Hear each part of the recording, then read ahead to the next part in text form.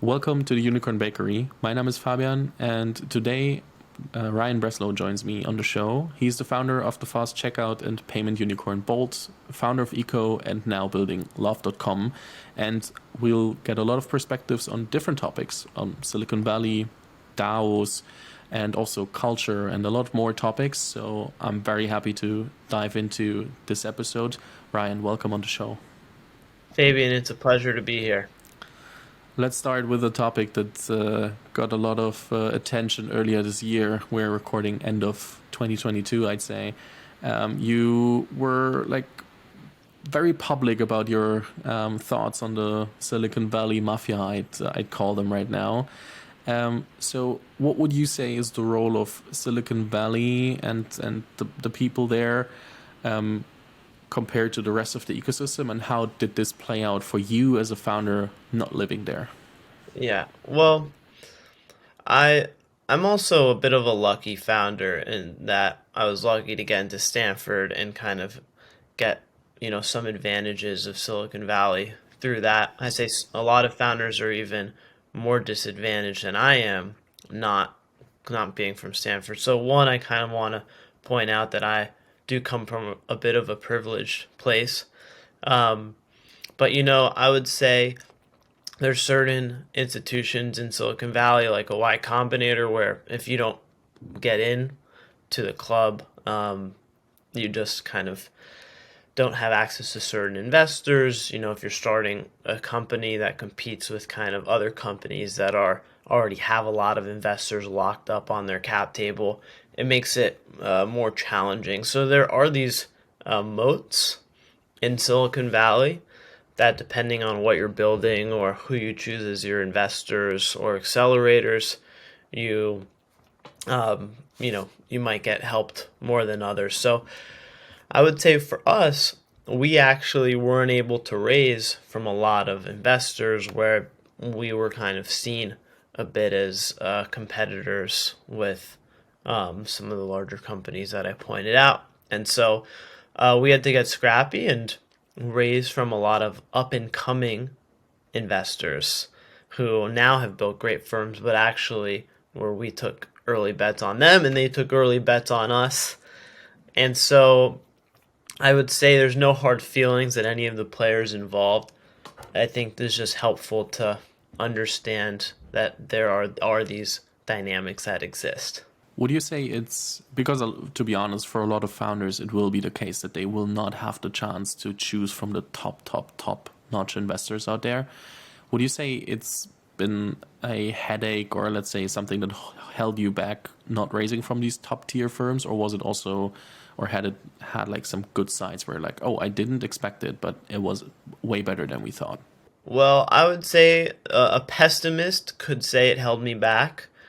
An optimist could say it was the best thing that ever happened to me, and that's now what I'm realizing is that it really built my resiliency, my relentlessness.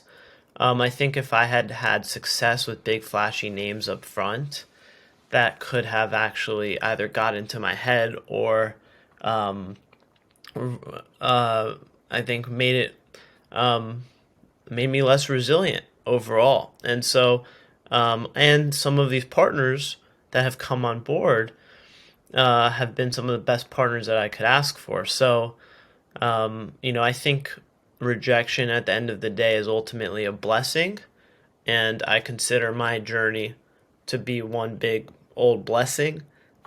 Even though it didn't go exactly with the exact names and shiny badges that I thought it might have gone with.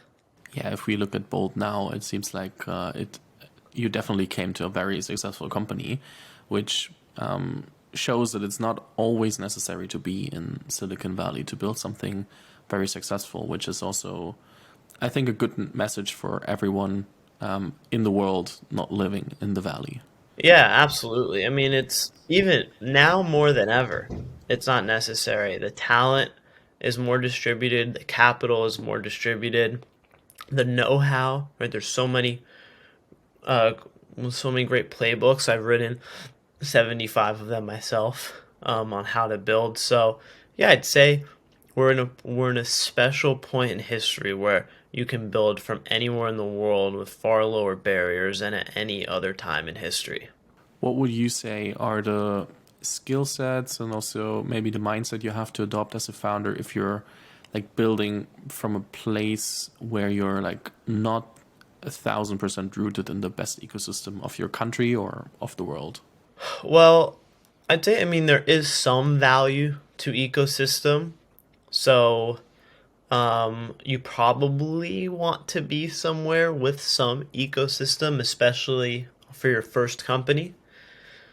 Um, and, from there, once you've built a network of other successful founders, some investors who have backed you, right, then you could maybe branch off. But there still is value there, and I wouldn't ignore that. And I'd say especially founder community has been one of the most important things for me in Bolt. Just having other founders to talk to learn from, to be inspired by. And so I say if you're living somewhere where you don't have those friends who are founders around you, then you might want to consider relocating. Isn't it possible to build this community online, or would you say it's really a different story if you're meeting these people in person? It's definitely possible. Can you as easily have a dinner or join a dinner party or, host an event or a social gathering? No. Can you make it happen digitally? 100%. So, this is one of those things that are really tough. There's no right answer. Everyone thought Evan Spiegel was crazy for moving to LA to build Snapchat, and that worked out really well for him. Shopify is in Canada. And the list goes on of some of these kind of transformational companies that built in non-traditional places. So you can build from anywhere. I think it's just a values assessment, and you know, I'd say that if you are seeking that deep community, like really diving in, you can move. But at the same time, I found incredible value in staying put and really being focused on my business. So it's tough. So No right answer. no right answer. And then therefore the question, where are you building your next company, love.com? I'm building it fully remotely. Um, I'm based in South Florida, which is where I grew up.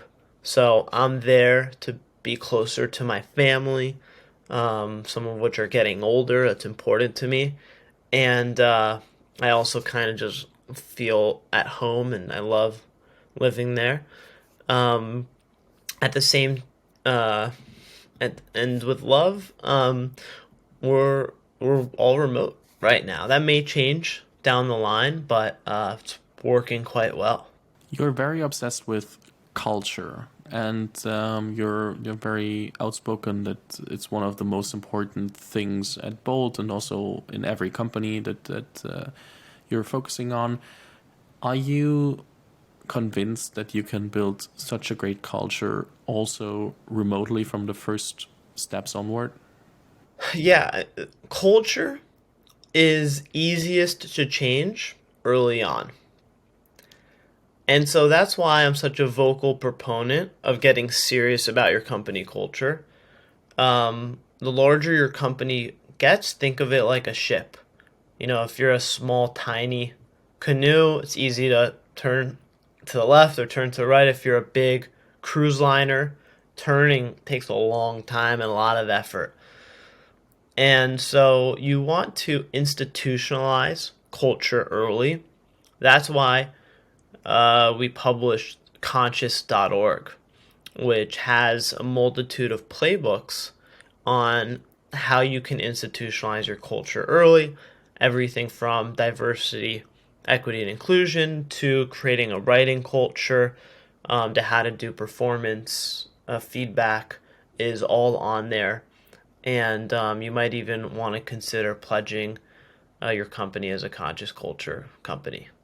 So while building a new company and having in mind that culture is very, very important, what are the cornerstones that you're building your culture on, and what are that you set in stone very early to make sure that culture is, I'd say, scalable? It's not the right word, but that it also works throughout the scaling process of the company. Yeah, so conscious culture is about bridging execution with humanity.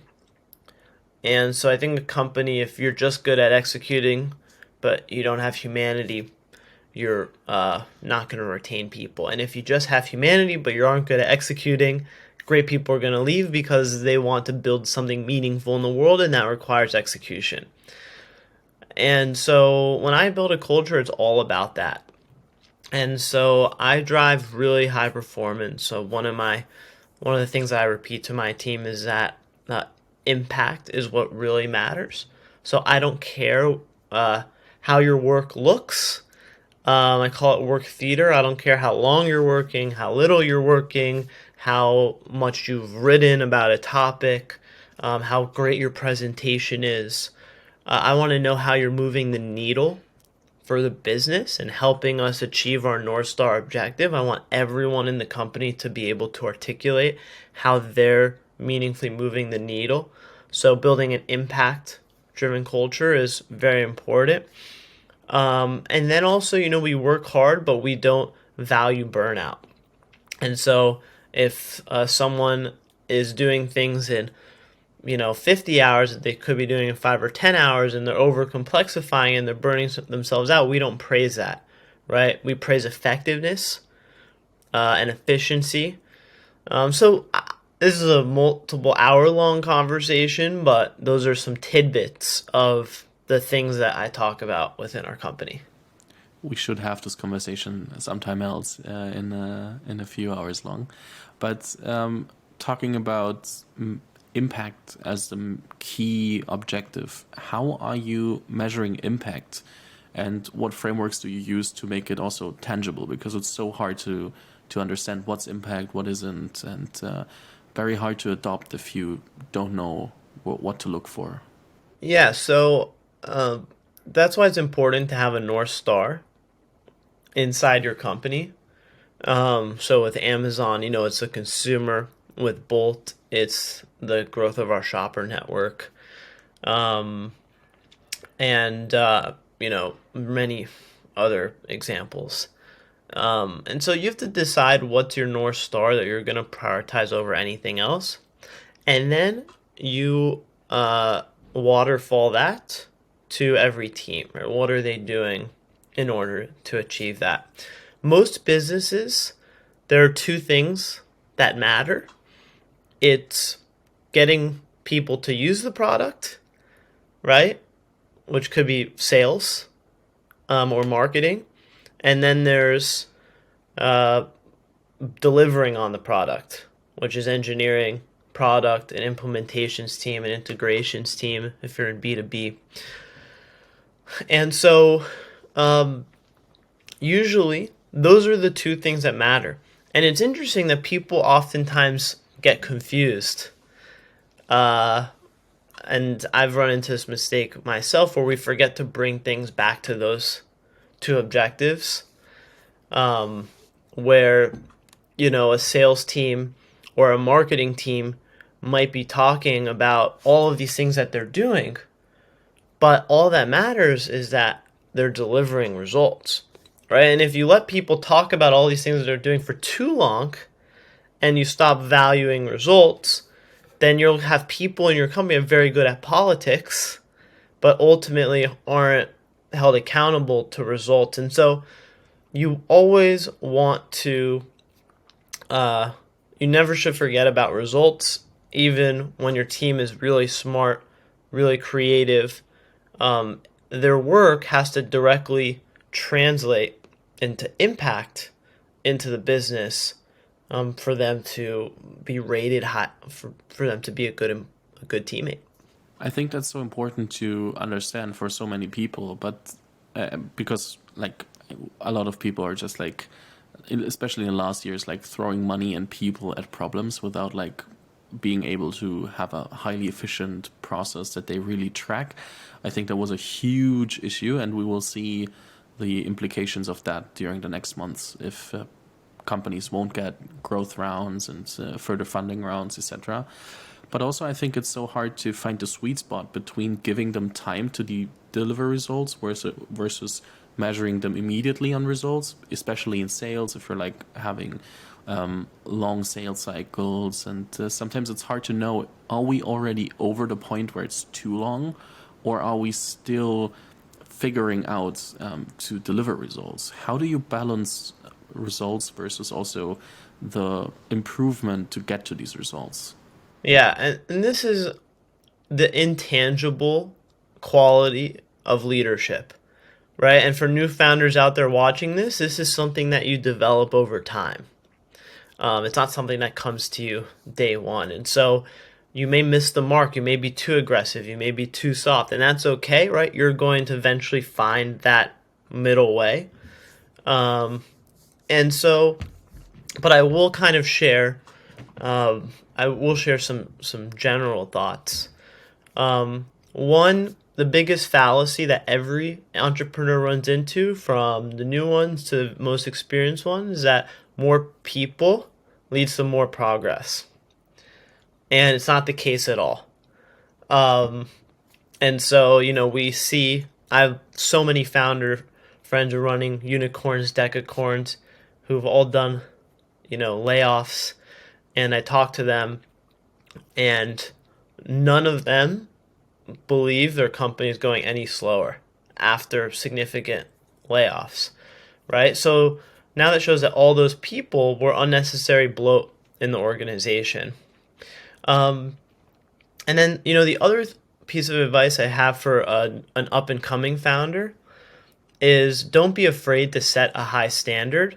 Because one of the things that I did early on was I hired real amazing people, but I was afraid to hold the bar high and expect strong, consistent, fast results because they had so much more experience than me.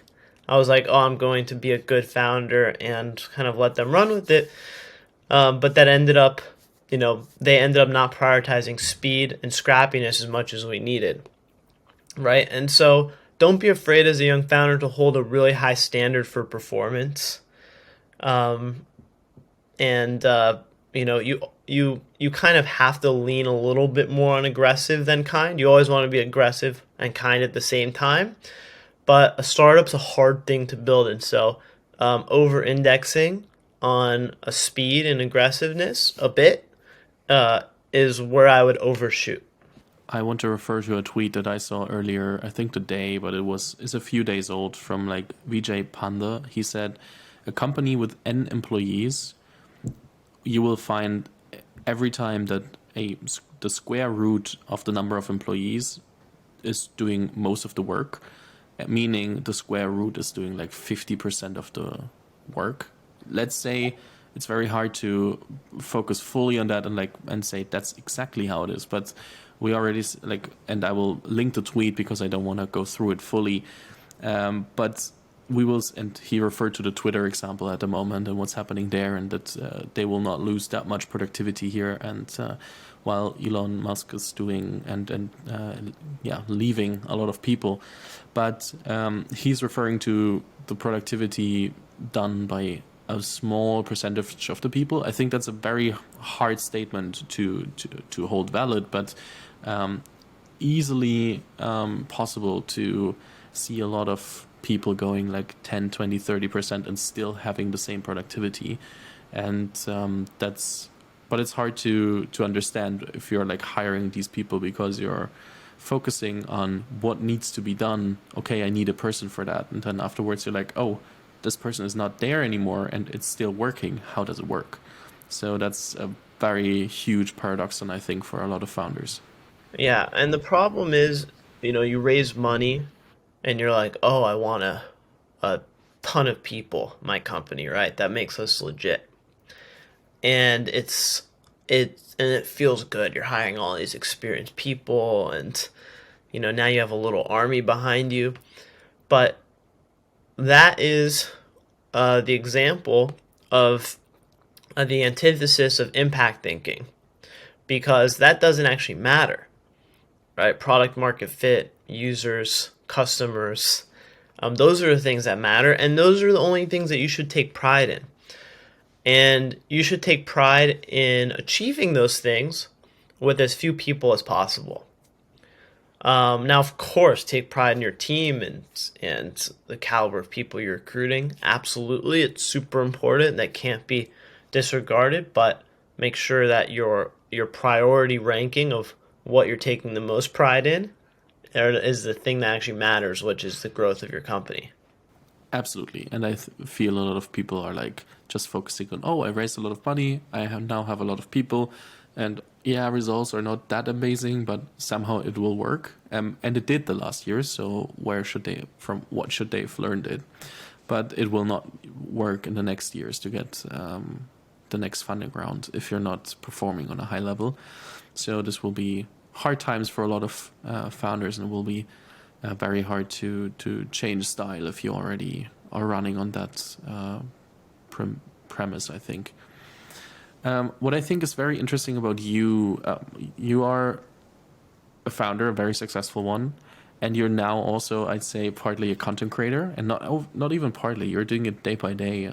You're posting a lot of stuff on LinkedIn. You're writing books. Yeah, you mentioned it earlier, playbooks. I read the one for recruiting and for fundraising. Very great style, very straightforward.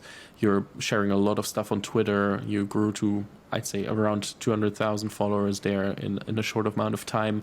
So how does this play together? Like focusing on building a new company at the moment, but also creating content. What are the pros and cons of doing so?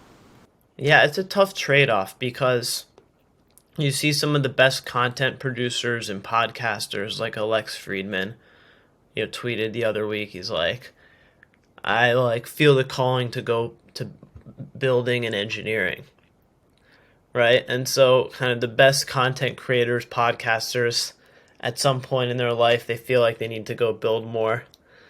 And then on the builder side, you're building, and then but you don't have following, right? And so you're at some point, I was like, all right, well, I want to have some degree of following and ability to say things and for those things to be heard. And so I think it's a balancing act. I mean, and it's a pendulum where I think you can't spend all of your time creating content because then you can never build. And you can't spend all of your time building because, and never create content because then you're losing something that could be valuable to your business. And so I think this world is when you look at someone like Elon Musk and kind of a lot of the top founders these days are being public and vocal and getting their name and their ideas out there. And so it's a balancing act at the end of the day. What are the pros and the benefits besides getting heard that you're like, okay, it's definitely worth doing and delivering content? Well, for me, I think the best content stems from a desire to help others. So that's been the theme of my content is like, man, I've learned so many things, and it'd be a damn shame if I never wrote it down and I never shared it with other people. And so initially, I wrote my learnings down, like how to fundraise was a Google Doc. And first I had a few founders on it, and then they're like, can I add these other founders? So I had hundreds of founders on this Google Doc, and I kept adding more to it. And ultimately, some of them were like, why don't you just turn this into a book so everyone can have access to it? So I did that. And then I had a recruiting doc, and then I turned that into a book. And then I ended up writing roughly 70 to 80 how-to threads on other aspects of company building that I didn't think were enough for a book, but were more of a post or a thread. So for me, it was a bit of a cathartic experience, just getting what I learned, pen to paper, and putting it out there for the world. And I think me doing that led to these followers. And the future may be different, right? The future may be talking about healing and what I'm learning through health community at Love and giving that back to the world. And that may lead to my next wave of followers. So, but yeah, I think that was my journey at the least. We were talking about North Stars for companies and how important they are, but I also believe very strongly and deeply in North Stars for yourself. Yep. So, and I can imagine that you do the same. So, what is your North Star? What are you currently like? Why are you doing what you're doing? So my North Star, um, I thought about that deeply before deciding what was the next CEO role that I'd take. And I honestly didn't think I would take a CEO role next necessarily, but I was thinking, okay, well, Bolt is under amazing leadership with Maju, and there's only so much that I can help. So, what do I do with my excess time? And I ended up becoming deeply passionate about health, and you know, everything starts with the mission. And so Bolt, I grew up in a family of small business owners and had seen small business owners really have a hard time competing with the big corporations. And Amazon has this huge advantage with one-click checkout. Everyone already has an account. You pay. It's just literally one click. And the rest of the internet doesn't have that. And so my mission was, why don't we make shopping everywhere have the same experience as shopping at Amazon? And that would level the playing field. And that's my deeply held mission for why Bolt should exist. And that's helped me survive the tough times. Bolt has not been an easy company to build. And I hold on to that mission because that's what gives me the will to fight every day. And, during the Bolt journey, I had a series of health challenges because of how stressful it was. I had chronic back pain for years during the Bolt journey. I had mental health challenges. And so went on this healing journey in parallel to Bolt, where I went and sought therapy, both mental and physical. I got into yoga, I got into meditation, I got into all of these practices that really helped heal me. And I turned chronic back pain, which plenty of doctors uh, uh, tried to help me who weren't able to with traditional means, and I went alternate means, and I was able to heal my back through this crazy journey of alternative medicine and healing. And I was like, how many other people struggle with this health journey like I did, and are hitting their head against the wall or getting even sicker with pills or with surgeries or with injections? And so the mission behind Love is to help as many people heal as humanly possible through natural and alternative ways. And it's like, man, what would be a better mission for me to dedicate this next chapter of my life to? So for me, it was not as much this is a great business idea. It was more, I couldn't imagine a more compelling mission that resonates with me personally. And that's what I'm going to go fully into next. So, what's the specialty about love.com? So, I think there's some organizational specialty, how you want to build it, and then also who are you building it for, and with what like major USP. Yeah, so the mission is to heal as many people as we possibly can and help teach people about the options available with healing. And so Healing in general, or for a specific sort of it's problems. pretty general, and that's why we call it love. In fact, we don't even consider ourselves a health company, right? There's bodily love, there's spiritual love, there's mental love, there's many different categories of love. So we're rethinking healing from a holistic perspective of love. which is, traditionally healing is, hey, you have this issue, here's this pill that can help put out that symptom. But really, healing is holistic. You may have, for me, I had an issue with my back, but it was really an issue with my stress and my anxiety, and actually blockages in my legs, and things that were not my back whatsoever, but I solved through meditation, yoga, chiropractors, etc. And so we're taking this new approach, and we hope to build a destination where people can come to get that love, whether it's products that help them on this path, a community that helps them on this path, and then also tokens to fund research and data, and a DAO to basically run trials that pharma won't run today, to produce the data behind these alternate paths. So why did you choose a DAO, for example? Yeah, I mean, one of the aspects of this mission is being able to collect data.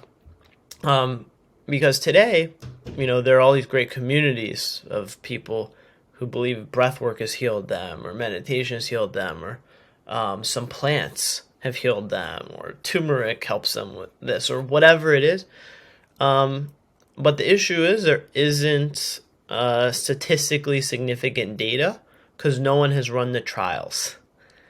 And think about why. You can't patent turmeric, you can't patent breath work, you can't patent these things, and you can't make a blockbuster drug out of it because they're natural, they're available to everybody. And so I believe, and many people do, that some of the most freely available things are some of the most powerful for healing. And yet, no one will run a study on it because the financial incentives aren't there to run a study for it. And so I really started diving deep in the potential for DAOs to be used for impact and social good. And there's really nothing like it, right? There's a nonprofit, but there are a lot of kind of barriers to entry to either join the nonprofit, to start a nonprofit, or to donate to the nonprofit. And so I thought Impact DAO is a perfect vehicle where people could buy Love Token. It creates a funding pool for use, and then the people can vote. Instead of us trusting a nonprofit team to vote on what studies are run, we let the people vote and decide what studies they care most about. And I think it's going to be a beautiful thing. It's so interesting. So there will be an organization and the DAO, right? Yes, there will be Love, and Love will do certain things. There will be the DAO, and the DAO will do certain things. Love will make products and communities available to people. The DAO is actually independent from Love. Love will be a participant in the DAO, but the DAO is going to be launched in a very decentralized way. Will Love be a venture case, or will this time be a bootstrap company where you're like, okay, we're doing this on our own and using and leveraging the communities that we have to build whatever we are focusing on? We've raised some venture for Love, which is announced publicly. So the answer is yes to both of those questions. Why venture for this case then? Having capital is helpful to hire the team, to build the DAO, to build, we're about to launch a community product to facilitate conversations about love and healing. And so, team is necessary and capital to do certain things. Understood. Just wanted to get some perspective on that as well. So one thing that every startup has to find is product market fit. And you're in the beginning of a new venture, you have to find product market fit yourself, and you're working with a lot of early stage founders from time to time. So the question is, how do you approach product market fit with love.com? And also, what do you tell early stage founders on how to approach product market fit? It's a great question. Product market fit is extremely challenging. It's harder than fundraising. It's harder than recruiting. Um, it's, for me, even as a multi-time entrepreneur, I still get nervous, about finding product market fit. I'm nervous about finding product market fit with love. How to take the product to market and nail our audience. And it does keep me up at night. This is my first time doing direct to consumer and building a consumer brand and first time in health. So, it's really tough. I'd say it's so scary that most founders that I know ignore it for as long as possible. They focus on the fundraising and the hiring and the building and engineering. And then they save product market fit for too late and then they're out of money. And that's why startups fail. Usually startups fail because you run out of money and you haven't found product market fit. And you can't convince more investors in the PMF of your product. So how do you actually define product market fit? There are so many different connotations on what it means and definitions. And what is product market fit for you? Yeah, I think of it in terms of super users. So I don't care how many people have logged into your app or downloaded it, or how many people are using your free trial. I care much more about, instead of 10,000 users, 100 super users. These are people who cannot live without your product, who absolutely love and are diehard fanatics about what you're building. If it's B2B, you're solving an enormous pain point for a customer. And it doesn't need to be 100, right? That could be a smaller number. It could be 10 to 20. And if you're a consumer, it's people who are using this thing all the time and are literally obsessed with it. And that's all I care about in the beginning, is getting that base of super users, because I know I can scale from there. Fair enough. And I think people are focusing too quickly on, we have that much users and this and that, and not looking at actual who are the people using it all the time, and they would be so helped with a lot of things, and more productive building the company when they would focus on the super users rather than trying to make it fit for as many as possible, but not fit super well. Right. I mean, it's kind of chasing vanity metrics, right? You want to up your user count, but if you really care about building an iconic company long term, you need to nail that base of super users before you do anything else. Yeah, and running after these vanity metrics is ego most of the times. Telling others that you have a lot of numbers instead of the right ones. Yeah, absolutely. And investors may kind of be impressed by those vanity metrics too, but I would say that you can stand up for yourself as a founder, right? If you don't chase those, but you have 100 super users, showing investors the activity of those 100 super users and showing them how fanatical those users are about your products will get the right investors excited. It certainly does. I'm not investing right now, but I did a little in the past and I may a little in the future. And when I did invest, I would look for that, right? And if a founder could show me those super users, I would get me more excited than anything else. Yeah, I think that's something people should think about after the interview as well. You published a thread with some of the best interview questions at Bolt that you used for recruiting as well. So I decided to pick 5 of them. Let's see if we do all of them, but pick 5 of them and ask them to you because I think it's also interesting to see what your answers are. First question, what achievement are you most proud of? I am most proud of building the Conscious Culture Initiative, We now have hundreds of other companies who have taken the pledge and are building consciously. And to see that play out at Bolt, obviously this year has been a tougher year on us and many other companies. But to be the first company to pioneer this new way of working, to be the first company to do 4-day work week, to push the envelope on culture and do it at scale while we were growing so fast is something that I'm extremely proud of. I think you can imagine what comes next. What was the toughest trade-off while trying to reach this culture and level of, like company with that culture? It's hard because you're spending a lot of time doing things that you're not sure if it's working. And you also face a lot of people who are resistant to change internally. So, I would say you do trade off a little bit of business focus because you're now talking about hand wavy things to your company when you need to hit goals. But I would say it was worth it to focus on it for a certain percentage of my time, and it definitely paid dividends. What's the biggest mistake you've made for until now? Man, I made so many mistakes. um,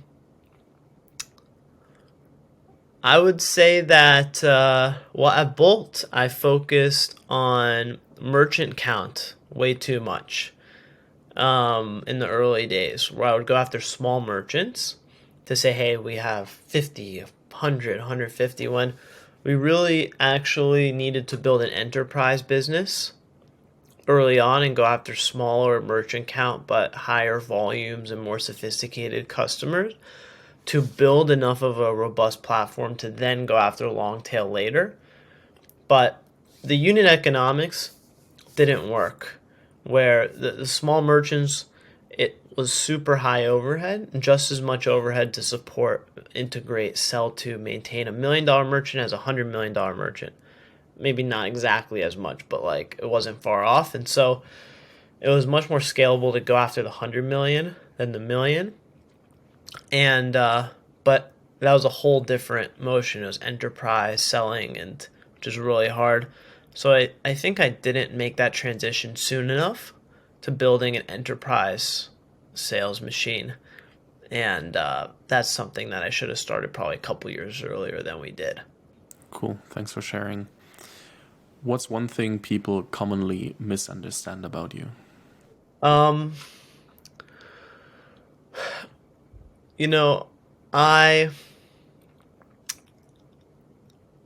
I think publicly it looks like I'm just interested in building.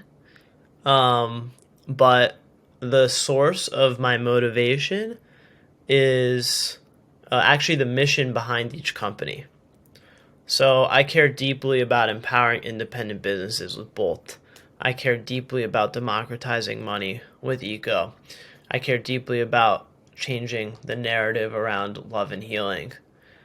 And so these were missions that I didn't care if they were successful or not. I just really wanted to give it my best shot to see if I could change, if I could make a change. And that's my deepest source of motivation. I saw that all on your LinkedIn, all of your 3 companies that you named have in their description removing the middleman for topic. Very interesting to see that like there is this similarity for all the businesses and motivation. Yeah, I think that the middlemen and gatekeepers in major industries are the root cause of a lot of humanity suffering. Um, and I think that there are obviously good actors and bad actors as middlemen, so they're not all bad. But I would say that they're, you know, like Amazon had a huge role to play.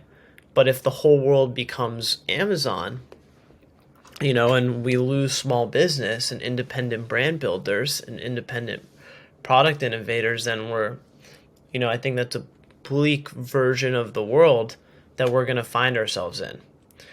I think the way money is managed today is detrimental. I think Western medicine works miracles. If you were just in a car crash and need to go to a trauma center, Western medicine is going to be better than any form of medicine in entirety of history for helping you heal, right? Or if you have certain forms of cancer or extreme surgeries that are necessary. But it's also prescribing opioids and SSRIs, and it's prescribing Adderall to children.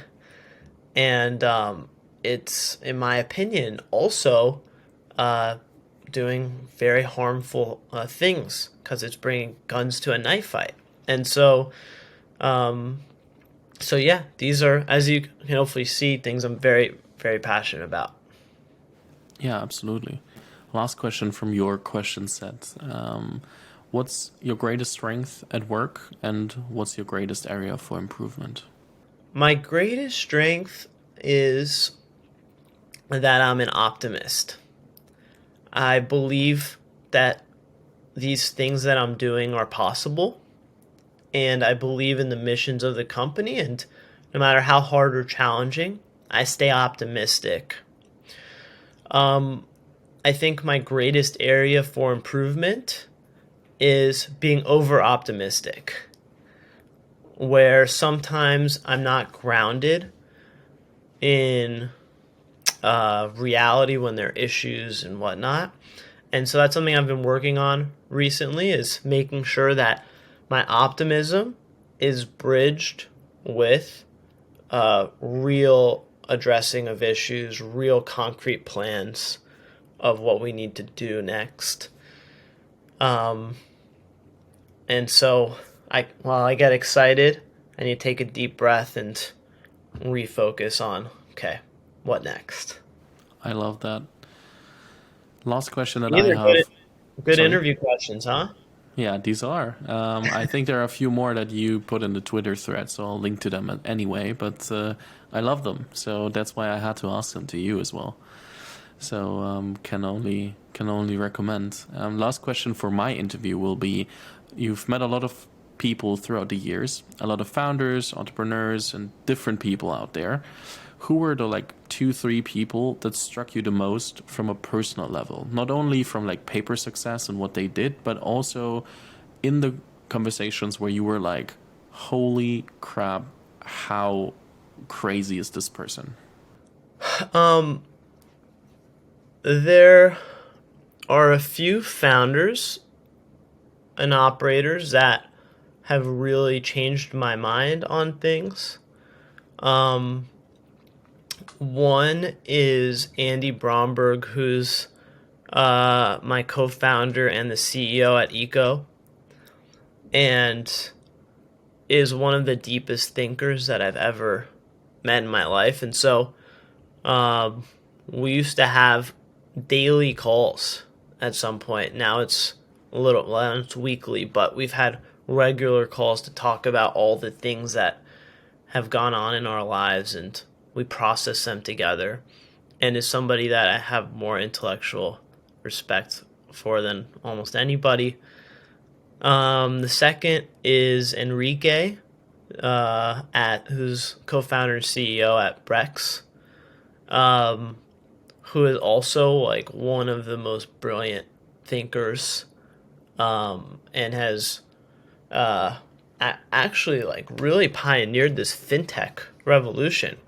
Because before him, fintech wasn't a hot topic, and he came into Silicon Valley originally after starting a company in Brazil, super young, and just went and built this unbelievable company called Brex.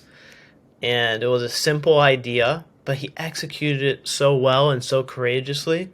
He really inspired me, and is someone who continues to re-inspire me. And then the third is my partner at Bolt, Maju. Maju was GM and VP of Global Logistics at Amazon. So ran one of the toughest businesses to run in the whole world. He ran all all the logistics there, US and global. And when I started working with him at Bolt, originally as our CTO and COO, it was just a master class in how to execute and focus on results and impact. And the bar he set for everybody around him was so ridiculously high, and I never seen anyone do that, myself included, or any executive I'd ever worked with. And he opened my eyes to a new dimension of performance and execution, and continues to do that every day. So he's number 3.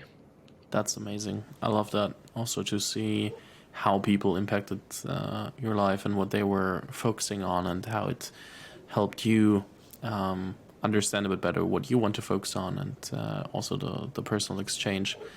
I love that. Thank you so much. And I really loved the interview. I'd say from my side, thank you. Good luck and with everything you're building, especially love.com at the moment. And I'd love to hand over the last words to you, if you want to tell founders out there a few last words. No, this was a really fun conversation. Founders, you can access all my threads, my pinned tweet. It's all the guides on how to do a million different things. So I definitely, follow me, read my content. It's there for you. And then buckle up. It's be a crazy journey. I would say take solace in the fact that you're always going to be learning.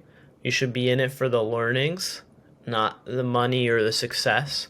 I think if you take a learning-based approach to, hey, I'm here and I'm just going to learn, that those other things will follow. And so don't be so attached to the outcomes. Just give it your best every day, and things will favor you in the long run. I will definitely link to your Twitter, to your LinkedIn, to your books in the show notes. Thank you so much. It's been an absolute pleasure. Speak soon. Sounds great, Fabian. See ya.